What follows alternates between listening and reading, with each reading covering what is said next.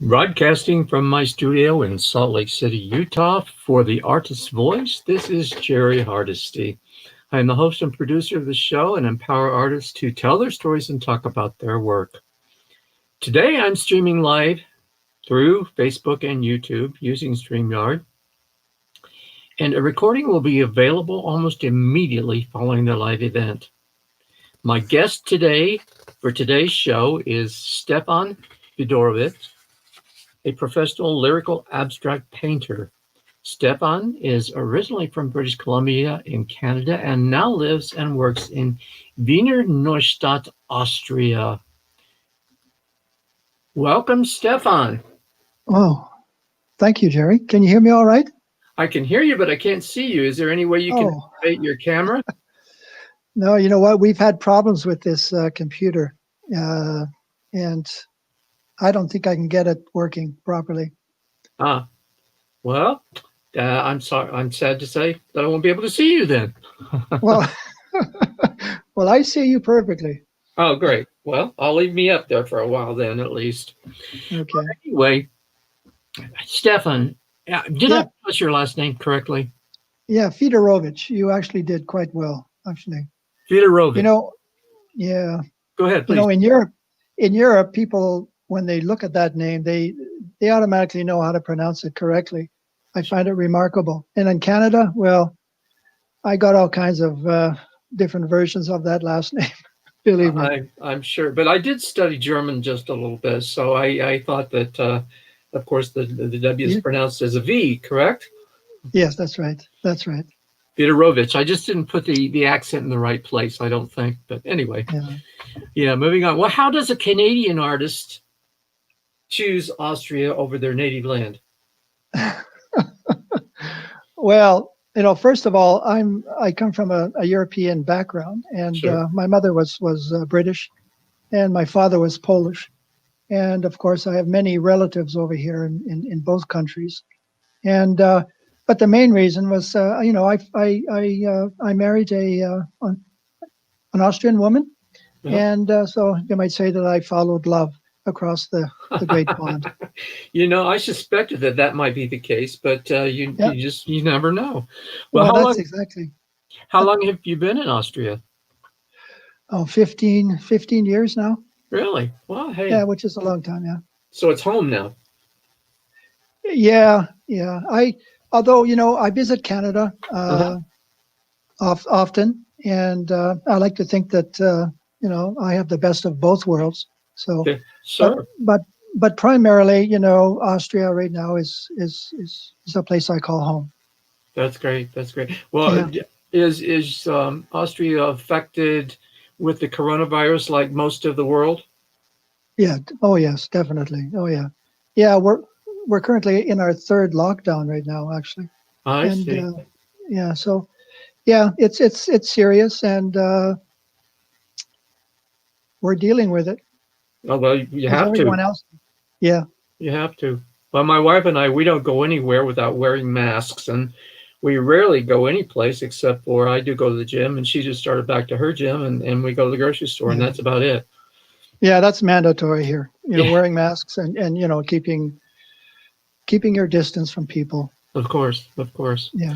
Well, let's jump right in here, and I would like for you to tell our listening audience what's the characteristics of a lyrical abstract, and the difference between that and just another form of abstraction. Yeah.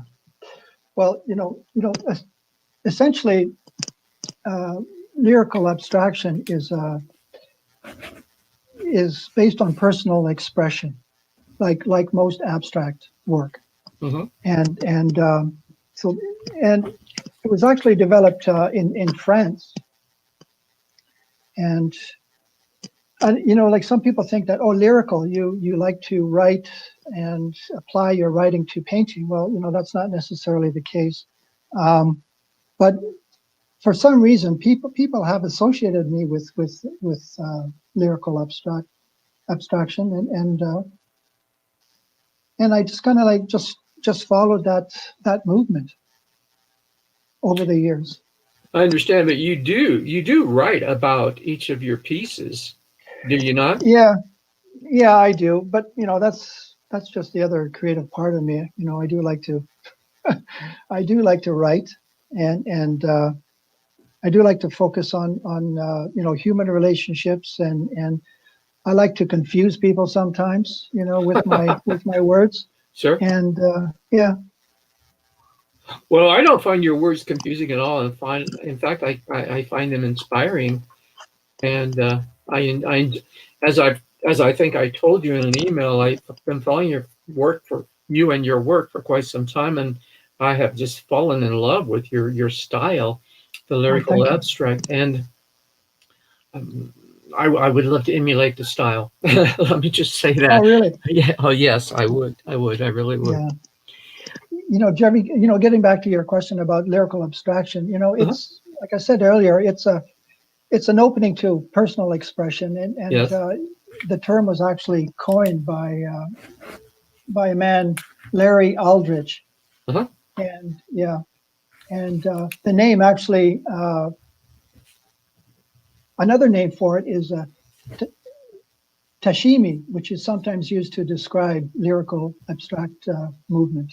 Now, is tashimi a Japanese term? Yes, it is. Yeah. Okay. Yeah. Okay. Well, you further you state that in your artist statement that being labeled as a lyrical abstractionist is a compliment, but it can be a disservice to an artist's talent. What do you mean by that? What do you mean by a disservice to an artist's talent? I often wondered what I meant by that when I said that too. But it's,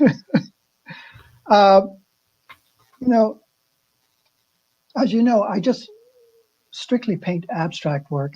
Yes. And I've tried painting representational work and being objective and all that, but I just couldn't find my place in the art world, other than painting abstract pieces.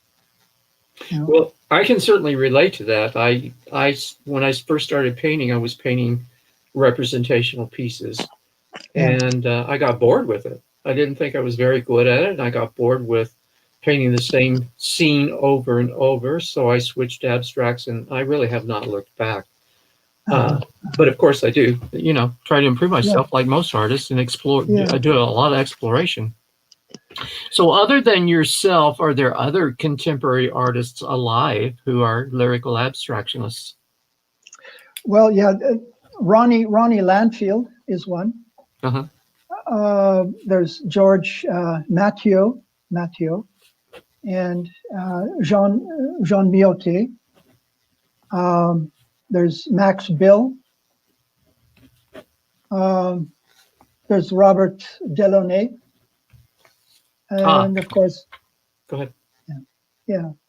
And of course, stepping back in time, even Paul Klee could have been considered a lyrical abstract artist, or Kandinsky, for that matter. Yeah. That's what I was going to ask. I have not studied much on Klee or Kandinsky, but I'm going to have to, based on the fact that I believe you stated that they were could be considered or lyrical abstractionists. So Yes. I find that fascinating. So I'll have to read up on both of those Yeah. artists. And of course, Jerry, as you know, Kandinsky was the first, so-called modern painter to actually do an abstract painting Yes. back in the early 20th century, I believe it was. Oh, that far back. I was thinking the 50s. Yeah. No. Yeah. No, 1914, 1915, Oh, sometime wow. around there. Wow, he was a pioneer in the field then. He was. Well, in terms of abstract work, for sure. Yeah. You know, and when I paint, it's, the emotion in my work comes from somewhere deep, and I want my paintings to speak to some inner part of the person that's looking at my work. And so essentially, my work is intuitive, Hmm. and color is the language that I use to express what I'm feeling, and it's this interaction of color that interests me, essentially.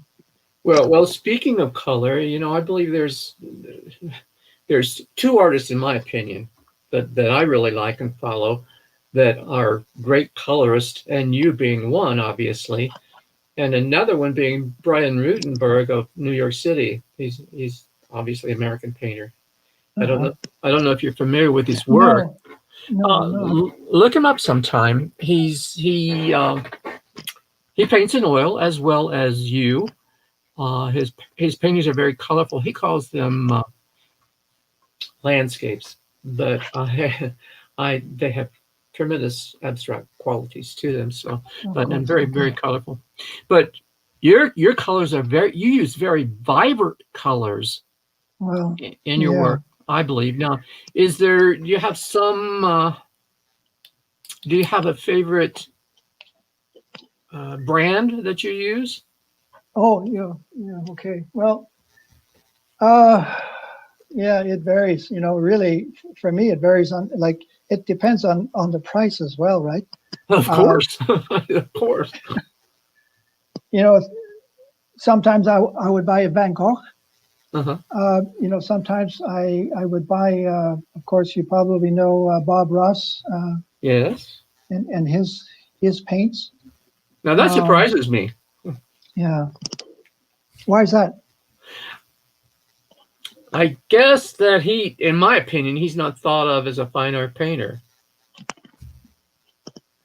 But he was a great painter, though. I think. I mean, the way he just could make reality, just a wall scraper and a 2-inch brush. Yes, yes, I yeah, found his work quite phenomenal, yeah. actually, and a lot of Uh, people do, right? of And course. he had and he had fun doing his work, just like I do. Well, if you can't have fun, why do it? Yeah, exactly, Yeah, exactly. I enjoy it as well. And when you paint, even though your palette, I believe your palette changes, you use a limited palette. And am I wrong in saying that Yeah, you only use like 3 to 5 colors in a painting? exactly. Um, you know, the way that I approach a work. I mean, of course, I would stand in front of a canvas for a long time sometimes, You mean a and blank canvas? a blank canvas, and Okay. and for me, it's quite frightening because I really don't know where I'm going to begin. But but how I do begin is essentially just squirting the the oil onto the canvas and grabbing a brush or a wall scraper and just starting from there and just working the color. Now, when you do that, when you start moving the color around, working the color as you're saying, are Uh, you are you moving it around to find the textures, or are you moving it around to find the interaction of the paints, the various colors, or well, both? yeah, it's mostly the interaction of the color. I mean, like sometimes I don't know how a color is going to end up becoming. By Sure, mixing two colors together or three sure, colors together, sure, sure. and And then when I find that color that's aesthetically pleasing to me, then I stick with that color. Mm-hmm. Yeah. Now, do you, in addition to doing that on the canvas itself, do you do it on a palette as well? Mix the colors, I Uh, mean. uh, well, sometimes I do, Jerry, but for the most part, I just the canvas is my palette, basically. Gotcha, gotcha. Yeah. Well, that's a unique. Yeah. That's a unique approach, and I like that approach. So Yeah. how many initially when you squirt the paint on the canvas? How many do you use at that time? Is it 3? Is it 5? Or does it vary? Well, of course, I usually start out with white. Oh, really? Yeah, and Okay. then of course, yeah, I don't know where this inspiration comes from, Jerry. It just happens, and it depends a lot on my mood. Uh-huh. And but for the most part, I must say that while I'm painting, I listen to music. I've got and music seems to motivate me or kind of head me in some direction in terms of what it is I really want to do or want to feel. And really, when it comes to form, I really don't have a vision of what it is that I want. It just Yeah. a It's lot of intuitive. a lot of my work is intuitive. Right, Exactly. right, right. Well, that Yeah. leads to a question that I was going to ask later on. That's because, let's see if I can find it here on my notes. You You know, stated. I'm sorry. Go ahead, please. a creative moment for me just comes and goes, and I really cannot explain it. And like I said, I, I feel intimidated, but something internal happens, and then I just face that fear, and then my anxiety dissipates. That's interesting. Well, you did make the statement though that you paint intuitively, but yet you have complete control of what you're doing. Now, aren't those opposites? Painting Yeah, of intuitively, and course, of course, of so course. how do you explain that? Or do you? Or can you? Oh well, I don't think I can explain it, but it's yeah. So tell me, what was it that I said exactly? You That, said that you said in an interview, I believe it was, that now let me find it again. You paint intuitively, yet you say you have complete control of what you are going to do. oh, cool. Yeah. Okay. Okay. Well, yeah. Of course, there are times when I have control of what I do, but in terms of uh, just following my intuition, it's my intuition that guides me, basically. Yeah. Okay. Yeah. I understand. I get it. Uh, I take the approach that you put down a layer and then you respond to that layer and so on until you've created what you want to create, or you've gotten to a Uh-huh. point where you like what you're doing. Uh-huh. Now, you say that you listen to music when you paint sometimes. What type of music do you listen to, or is it all kinds? Well, yeah. Depending on my mood, sometimes I just love to, turn on some AC/DC and some head banging music, and sometimes I've listened to the classics. Uh-huh. Not too often, but I have. Yeah. And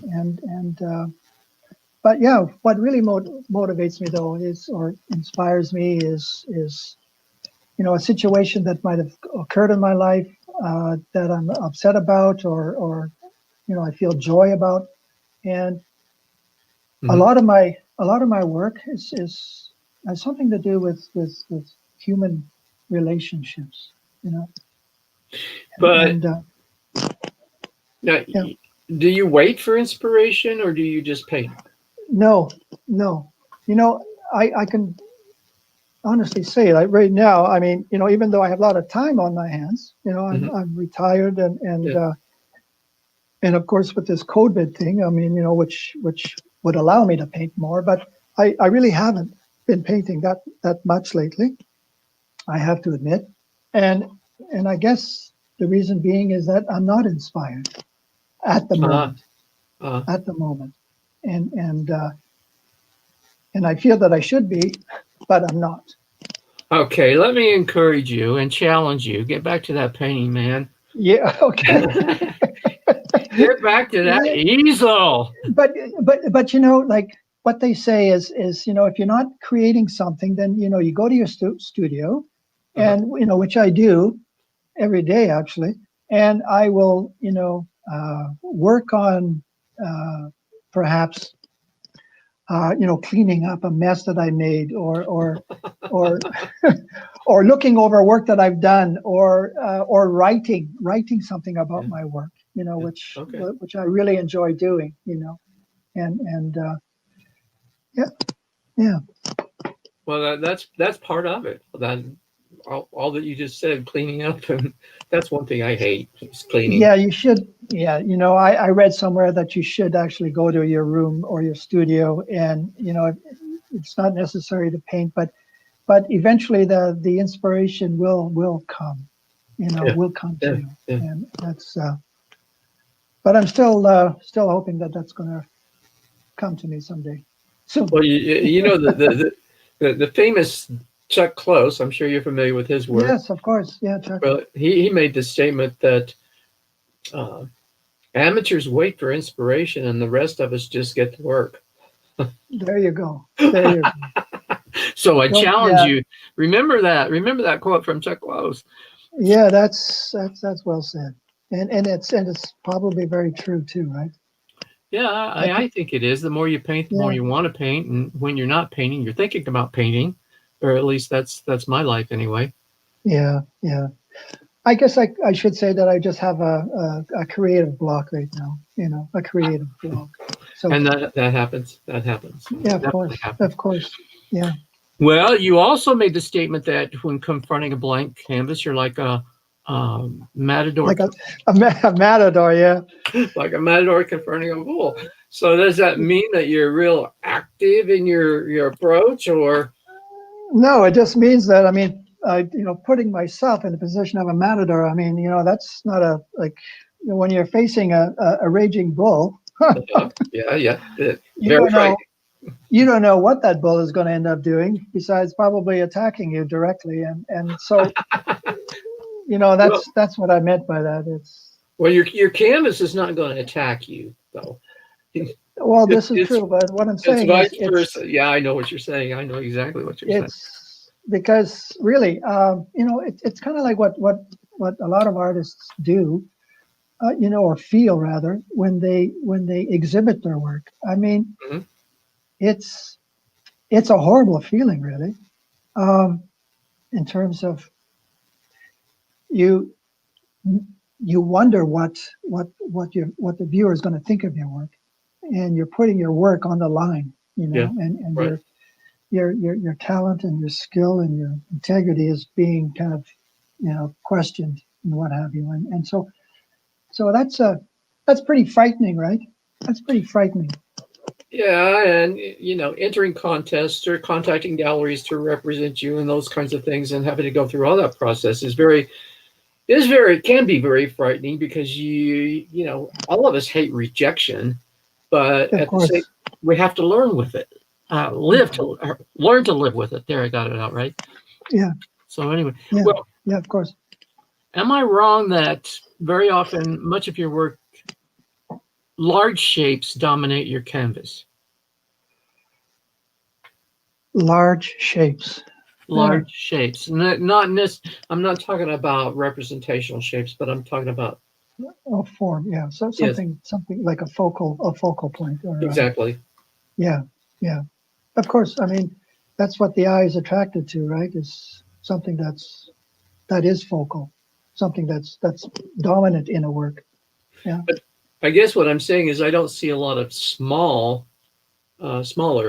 forms or shapes unless Uh, yeah, yeah, yeah. I know what you're saying, Jerry, and yeah, I prefer the larger kind of visual forms. That that yeah, actually yeah, attracts people's attention. Yeah. exactly. So I believe you use a palette knife as well as a brush, but which is your favorite tool, or do you have other favorite tools besides a palette knife? No, no, no. It's basically both brush and palette knife. And over here they call it a spachtel. The palette knife is the spachtel. Yeah, spachtel. Yeah, Okay, yeah. I'll figure out how to spell that at some point. So, like I said, you use very vibrant colors, and I find them just really compelling to look at, along with the textures that you create Yeah, in thank your you. work. So, Thank you. Just to mention some of my favorite colors. I mean, like yellow ochre is one of my favorites, of course, and Alarzine crimson and vermilion red, orange chrome. I really like to work with too. Yeah. so let's see. I think you said that red represents passion. So, with the colors that you just mentioned, do each of those colors represent an emotion? Well, for me, not specifically. You know, I Okay. mean, yellow ochre. I would say it's symbolic of something that's very, very calming. And Yes. yeah. And orange chrome, of course, it's a very intense color, Uh-huh. and yeah, that could be symbolic of passion. So, do you ever mix like red and yellow to get an orange, or do you use it straight from the tube? Oh, straight from the tube. But sometimes, as I say, using white, for example, Hmm. titanium white, you get a different hue, you know, How by about black? by How about black? Do you use black oh, in your? yeah, occasionally I do. Uh-huh. Occasionally I do. And it's very interesting. I just realized this, um, that I very, very rarely use circular forms in my work. I've noticed this, and other people have noticed that as well. And I'm kind of wondering what that is. Maybe I don't like circles. I don't know. Maybe But you don't like perfection. well, maybe I don't know. Isn't a circle a perfect geometric Yeah, shape? yeah, that should be.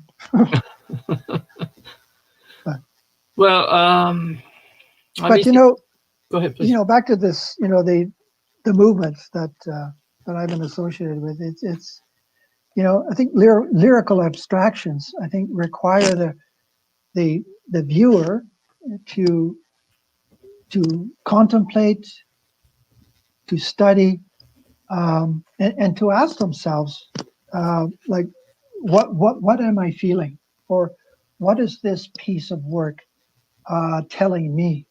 Hmm. And if people tell me that they felt something, or like something that moved them, or something that reminded them of something, that's then I've really accomplished what I set out to do. Hmm. That's what I really want people to feel, is some kind of emotion, some kind of connection, and sometimes, yes, I do like to label my my work, or kind of giving hints as to what the painting might be about, by um, but sometimes, I want people to wonder what they're looking at. You know Hmm. what I'm saying? Yes, I Yeah, do. Yes, I do. yeah, And that's interesting that you say you want people to feel, what am I looking at? Why? How does it make me feel? And those kinds of things. I'm doing a series of quick tips on viewing abstracts oh yeah, and videos, and okay, they're very short. The longest one so far has been 8 minutes, but yeah, been as short as five or six, somewhere along in there. And I'm getting ready to do number 8 today, but that was one of the tips that I give is you know how does it make question yourself? How does it make you feel? Uh, exactly, and exactly, so we want each person to have an experience with a painting, and exactly, that's what I'm hearing you say. So yes. Along with your oil paintings, do you use like linseed oil or some other? Oh yeah, oh yeah, oh yeah, oh yeah. The linseed oil goes on is right after the the tube is squeezed, Ah, and of course I mix turpentine. You know. so you seem to be prolific, and or in my opinion, you are. You post a But lot. not I'm sorry. not lately. But Okay. not lately. Well, but you're going to get back to that, right? Yeah, of course I am. Of course I am. Yeah. I gotta get on to you, man. Um, do you have a secret to speed up the drying time of an oil painting? Oh, the secret. A secret to, I mean, what do you do to speed up the drying time? Yeah, either time. Okay, not 6 months. No, there is a product that I buy, and the name escapes me right now. Um, the name escapes me right at the moment, Jerry. Hmm. But there is a product that I use, and I mean I could get back to you on that later. But it's I'm drawing a blank right That's now. fine. That's fine. I understand. Yeah, I do yeah, that as well. I would be interested to know what it is, however, yeah. um, because I experimented with several. I didn't for a long time. I was just doing acrylic, and then about 6 months ago, or I'm going to say last spring, almost a year ago, I probably switched to oil. But I switched because I learned some techniques which helped the drying time, and Yeah. I can get a painting to dry within a week now instead of waiting Oh, six really? months. Yes, yes. Okay. So what is it that you use? I knew you was going to ask that, and I can't think of it either. But I could Yeah. take my earphones off and grab it. And Yeah. Okay. Okay. hold on. Yeah.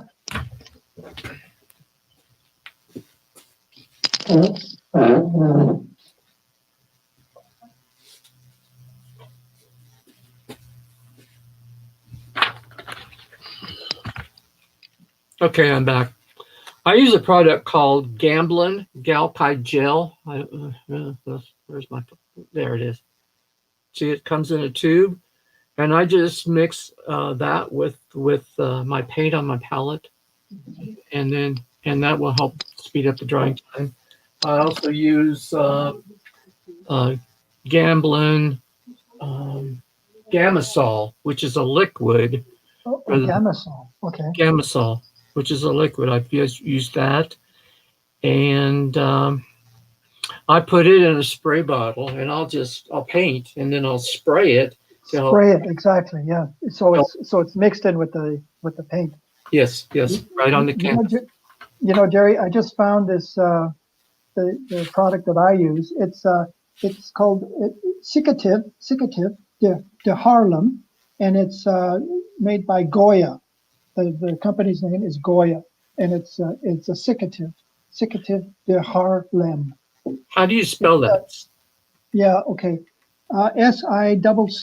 SICCATIV, and Harlem is HAARLEM.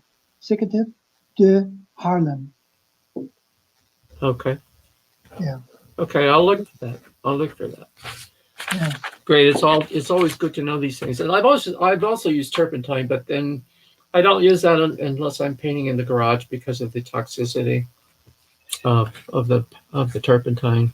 Yeah, yeah. But that it dries almost immediately. Oh, it does. Yeah. But I agree with you. You know, the smell. But they do have some odorless Odorless. Yes. turpentines Yes. as well. Yes. And but yeah, of course, the problem with painting with oil is it does smell up the studio and that kind of thing.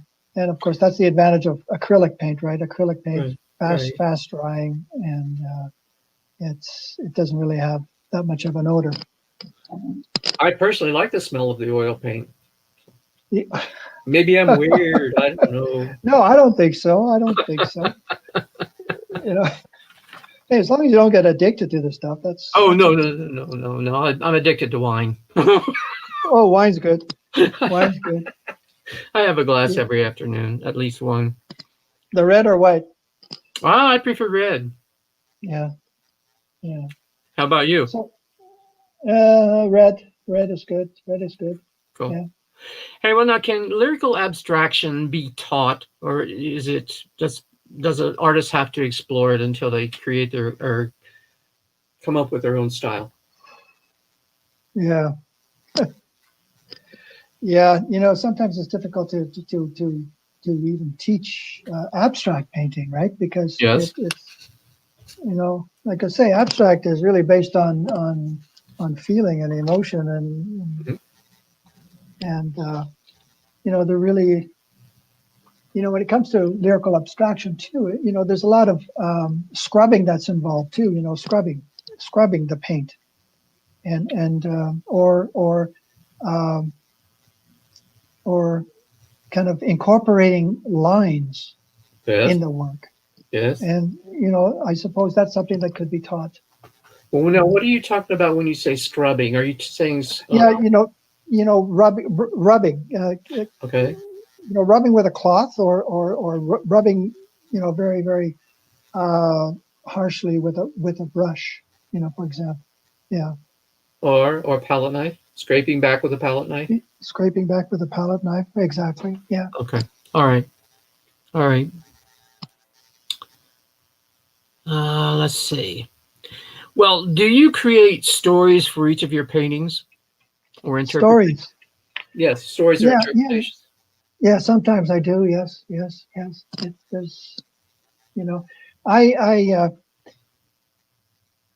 I do enjoy doing series, Mm-hmm. and the last set of paintings that I did, which was like last year, and it was based on the idea uh, of memory, Mm-hmm. and and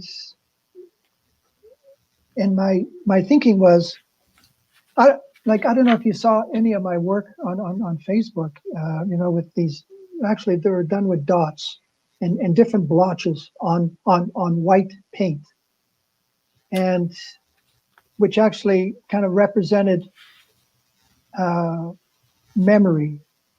Mm-hmm. And so I did a series of those, Mm-hmm. and actually exhibited them in a gallery in Vienna. And I mean, a lot of people liked them. A lot of people thought they were different than from the work that I was doing.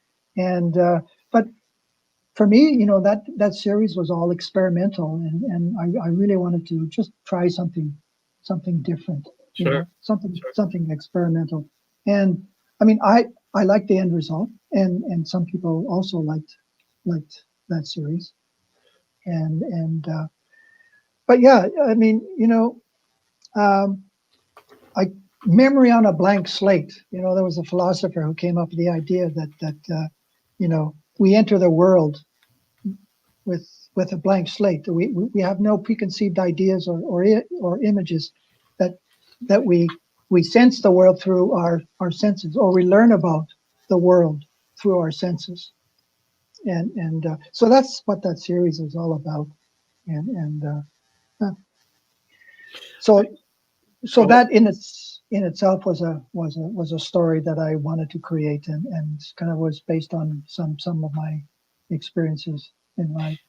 well, I don't recall seeing that particular series, so I'm gonna have to look for it because Sure, I find that sure. interesting, especially about memory. Um, Yeah.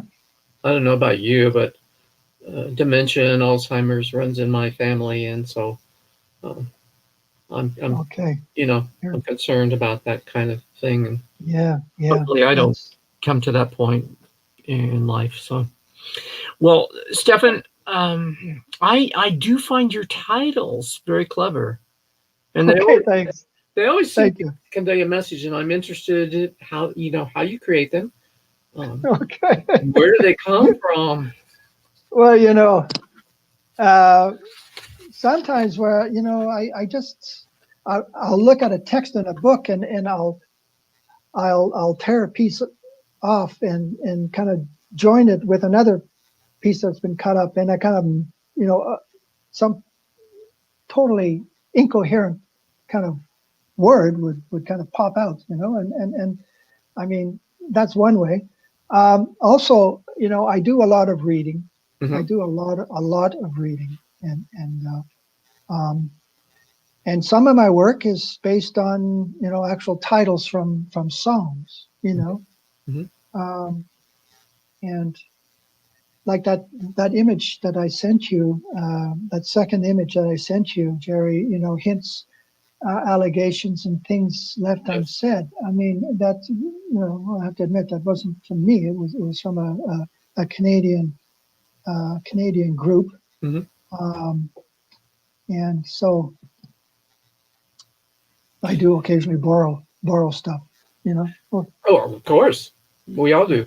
Well, do your titles come to you while you're painting, or do you have a title prior to painting, or does it come after you've got a finished product? yeah, after, After. Be, because when I mentioned that I do like to write, and Hmm. during my, I I keep a diary. I've got 3 or 4 of them on the go, and I write things down. And so when I'm trying to choose a title that fits the work, then I would go through this my diary and my journal, and try to find something that I've written that's appropriate Sure, sure. for the work. Yeah. Well, I keep lists in a sketchbook of titles, potential titles. Yeah, yeah, so do I. Yeah, I've got quite a list actually. Yeah, me too.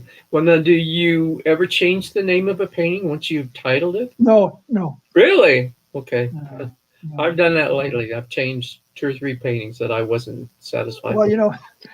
I may inadvertently have changed it, but as far as keeping it keeping the original, I usually keep the original. But sometimes, I mean, I've done a lot of paintings, and sometimes the Yeah, titles are confuse me to some extent, and sure. and especially when I'm posting something, right? Mhm. I might post a painting that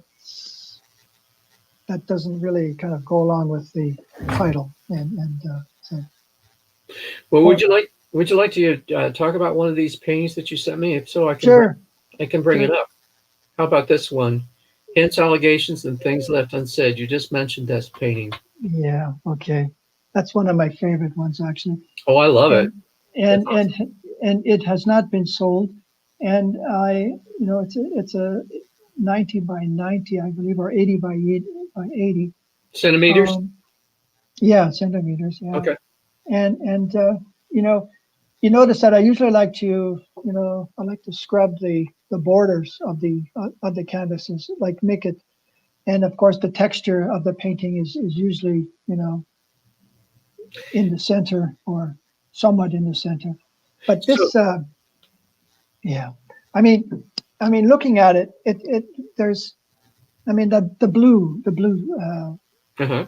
stroke. I mean, that was the last thing that I did to this painting, and that was the finishing touch actually, and that was the thing that was left unsaid. Okay, I Yeah, had to put it in, and the rest, of course, was just kind of. Yeah, I mean, it was kind of playful in a way, sure. and whimsical, and Right. but but yeah, that's one of my favorite paintings. What is this? What is probably the smallest painting that you've done? I mean, canvas wise, size wise. Uh, Probably a 20 by 20, maybe, like Yeah, centimeters. Yeah, centimeters, 20 by 20. yeah, Yeah, that'd be pretty small. All right. yeah, How about this other painting you sent me? Let's look at it. Someone is yeah, messing up the roses. yeah. Of course. Well, can I ask you how does this painting speak to you? It's like and that's one thing that I kind of like. What I tell people is when you look at a piece of art, Hmm. uh, it should be treated like royalty, and Oh, you should let you should let it speak to you first. Yeah. And yes. so people stand there, and they look, and they kind of contemplate, and but this one here, I made kind of two more similar ones to these because, they were quite popular actually. Hmm. And but the title basically is it's about a human or it's about a human relationship that kind of went the wrong way. Oh, really? And yeah, and It's the title. Yeah, that makes sense. and it's kind of like a triangulation involving three people where No. one has an affair and whatever and which is Et quite ménage à trois? not necessarily that but I'm joking. some outsider stepping into a relationship, okay, Hmm. and so that's where that title came from. Someone is messing up the roses. I mean, this it happens, right? Yes. And that's a universal thing. Hmm. You know, And what size is this canvas? that's a 70 by no, what is it? 70 by 100, I believe it is. 70 by 100 or 60 by 80. I'm not certain right now. Okay. All right. Yeah. Now, do you paint on canvas or do you paint on panels? No, just canvas. Just canvas. Just canvas. Okay. Yeah, yeah. And are you using like a gallery wrap canvas and painting the sides? Yes, exactly. I like the large, the edged, the Yes. edged canvases, and essentially, for the reason that when people buy a piece of work, right, they want to put a frame on it. But these ones here, there's already a frame on these paintings that Yes. I do. Yes. And And so and it's that's not why. necessary. It's not necessary for them to get it framed. Yes. You know. And that's why you say you scrub the sides. So it's Yes, kind of it's you're creating its own frame, so to speak, right on the exactly. surface. Yeah, yeah. I mean, That's, that's hmm. that's a good interpretation. I never thought of it that way, Jerry. Thank. Hmm. I, but yeah. Well, on the sides of the canvas, when you're painting, do you paint them a color or are they an No, they're extension? black, They're black, black. Okay, okay, black. okay. Yeah. You We're on know. this. We're on the same page, my friend. Yeah. Oh, good. Oh, good. I when I was in Canada, I made my own frames. Uh-huh. With the 2x2. 2x2s. Yeah. And I would get the canvas, I would stretch them, and of course, paint them with the ground, and So, and so do you and and and that really gave me a lot of joy, in really? terms of my Oh work. well, yeah. I mean, like starting from scratch, and of course, I commend you.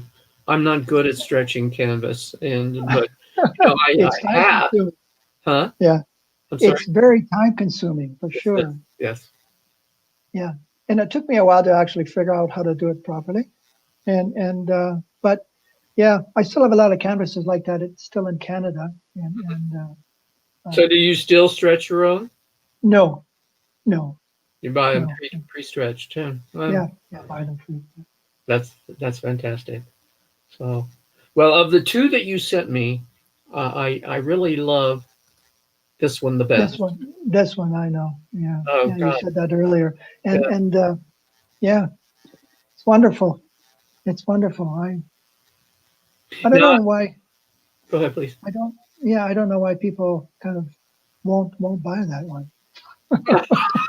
Well, maybe I would if I could.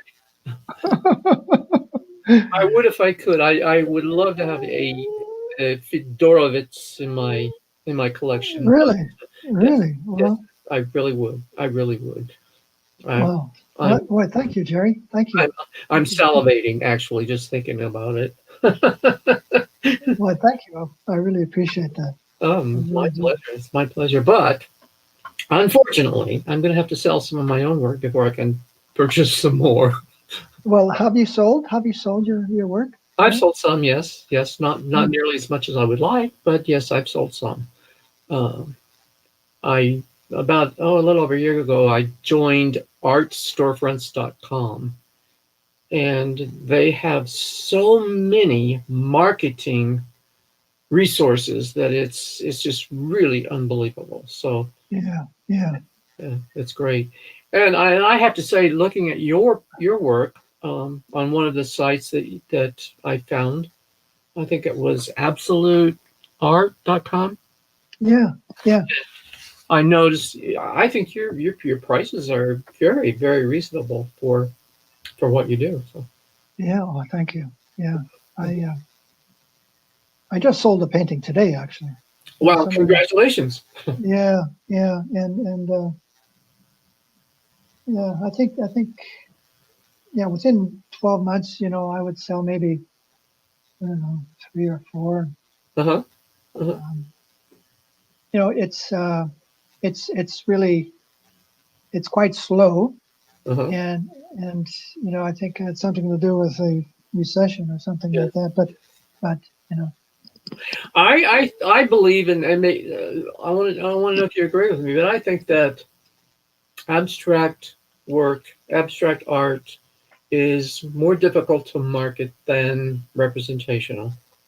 yes, I tend to agree with you on that. I mean, people look at an abstract piece and say, oh yeah, my 6-year-old could have done that, right? Yeah, But not really, right. Exactly. not really. Exactly. And it's I I I think it's actually it's pretty difficult, and it's pretty difficult. You have to develop a technique and yeah, Yes. And for experiment. sure, And experiment. an experiment for sure, I think for sure. that's a big part of being an abstract artist is experimentation, trying Mm. something new and helping yourself So grow. Please yeah, go ahead. yeah. So you would consider yourself an abstract artist, right? I do.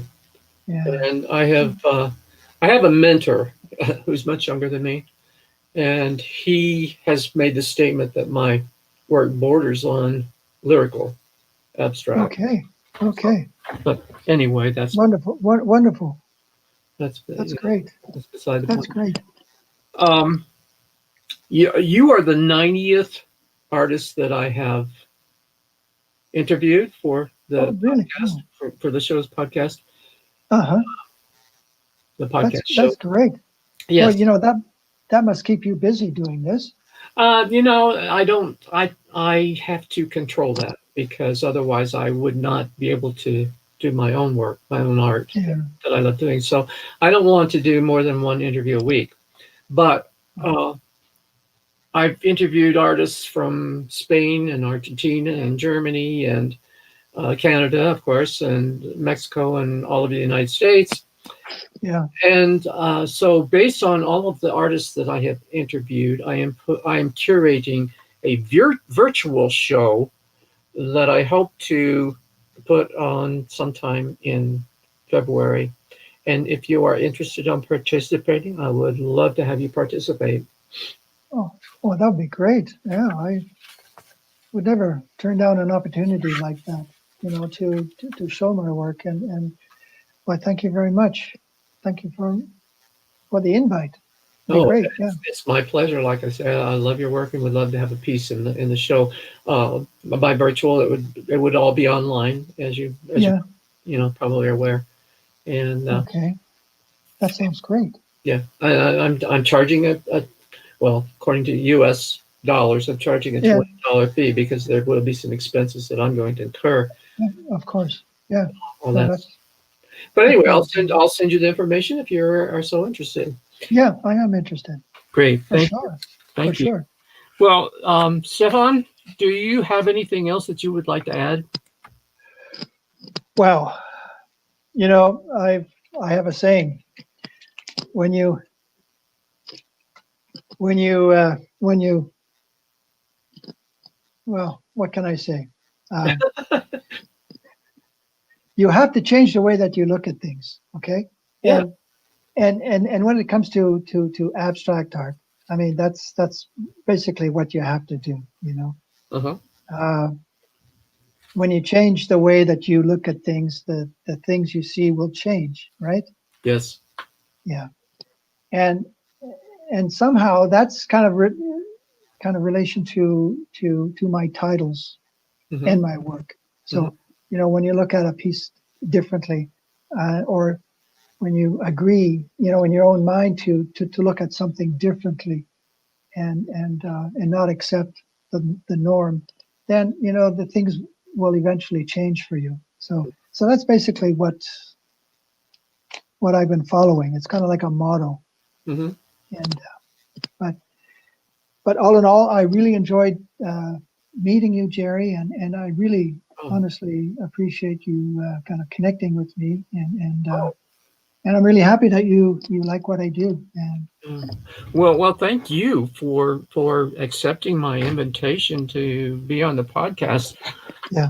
Like I said before, I've been following your work for quite some time, and Thank I you. wanted to interview you for quite some time, but my own self-intimidation, I thought perhaps you were way above being approachable as far Oh as God. talking to a commoner like myself. I'm a commoner too. I'm just an ordinary person. But thank you very much for those accolades. I Well, really it's sincerely appreciate it. yeah, it's my pleasure, and again, well, this will be available almost immediately as a recording on Facebook, and then I will be adding it to the website for the podcast, which is www.theartistsvoice.info, and I'll send you that information when I publish Okay, and that kind that's of thing. great. So then, That's great, Jerry. please share it on all your social media and I will. And your newsletter if you have one, and all that kind of good stuff. I certainly will. Okay, so And I hope you have a great day. You're in Salt Lake City, right? I am, yes. Wow. I drove through there one time on my way touring America, and yeah, a large country America is. Yes. And yeah, I made it all the way down to Florida and Mississippi and Driving all that way? Tennessee. No, hitchhiking. Oh, hitchhiking. That must have been in your bachelor days. Yes, it was. Oh, well, that sounds interesting. Yeah, I really had a great time in Utah. Beautiful landscape, Yes. incredible, geological formations and everything else like that. And people I found were quite friendly, quite friendly, and I mean, that's my impression of an American. And of course, Canadians are the same too. Yeah. Well, I hope to make it back to Europe. And great. If I do, I'm going to come through Vienna. Is it Wiener Neustadt part of? Yeah, it's only 20 minutes or 25 minutes by train. And yeah, it's a smaller city outside the main city, which is something that it's really nice. Well, when I make it back, I'm going to invite myself to your studio. Okay. And if you ever make it here, you have an open invitation as well. Well, thank you, Jerry. Thank you very much. You have a good day as well. And yeah, it was good. All the best. And be safe out there, okay? Oh, you too. All right. Okay. Talk to you later, man. Talk. Bye. Ciao.